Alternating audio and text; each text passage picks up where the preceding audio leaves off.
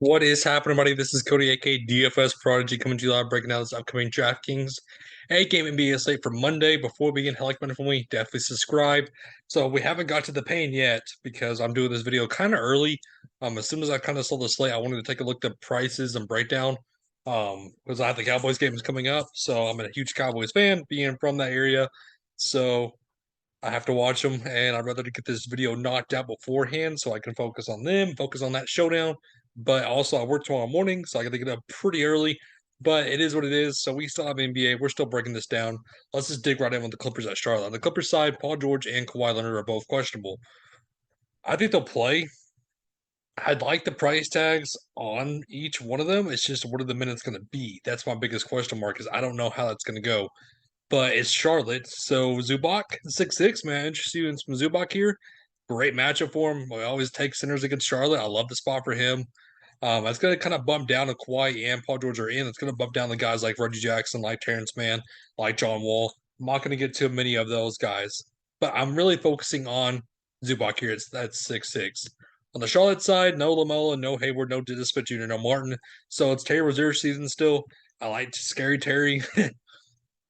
One of these games, he's going to have a huge blow up. I'm just waiting for that day, though.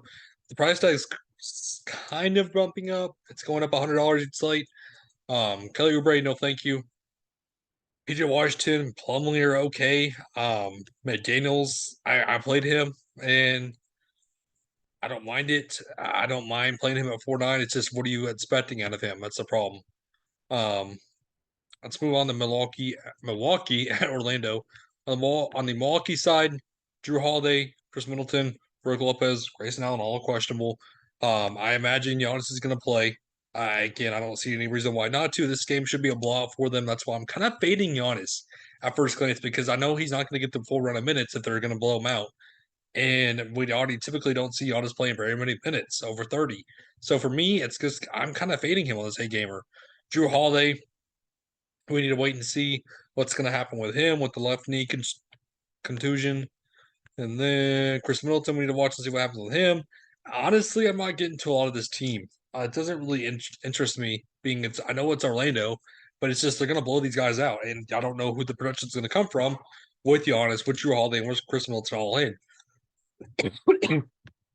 On the Orlando side, same kind of analysis like we always go to. Widener was a bust. I knew I shouldn't have went back to my word and didn't play him, but I did. I played him, and this is what it got me was 12. So I'm not really getting to him. I'm not really getting to Banchero. I'm not really getting to Bowl. I'm not really getting to this team. I'm kind of making this a seven gamer. Boston, Toronto on the Boston side. Big news is Marcus Smart.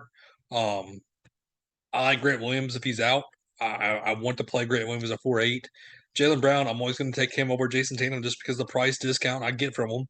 They have similar production. It's just they're always discounted priced. So I'm going to Jaylen Brown. Al Horford 5-1. No, thank you. Really, Brogdon and Derek White are interchangeable. I don't really mind either one if there's no Marcus Smart.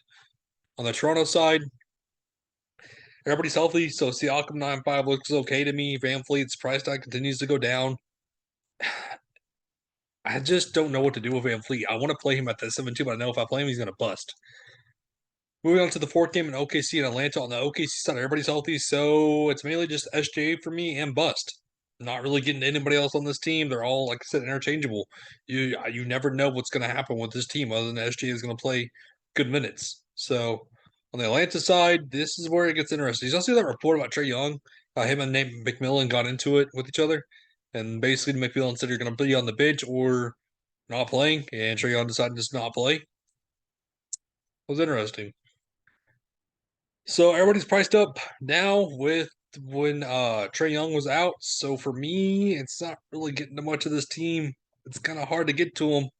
With John Collins out, I mean, and Johnny Hunter, maybe some Jalen Johnson if he's going to see good run and start. I'll get to him again. Miami and Memphis on the Miami side, they're all questionable like usual. For me, this is Memphis. It's going to be a high-paced game. Maybe some of Bam, that's pretty much it. Not really getting to a lot of this team on the Memphis side, though. I still like this team, but there's no Steven Adams. I'm going to get to Conchar. I'm going to get to Brandon Clark. I'm going to sprinkle in some Adama. I do like Jaw at 10-6 again with no Desmond Bain. I do like Jaren Jackson. So I do like this team a ton. On the Philly side, James Harden, he should be, I think, trying to play on Monday. He's trying to. So if he's in, I'm not getting to Tobias Harris. I'm not getting to Shake Milton. I'm not getting to DeAnthony Melton.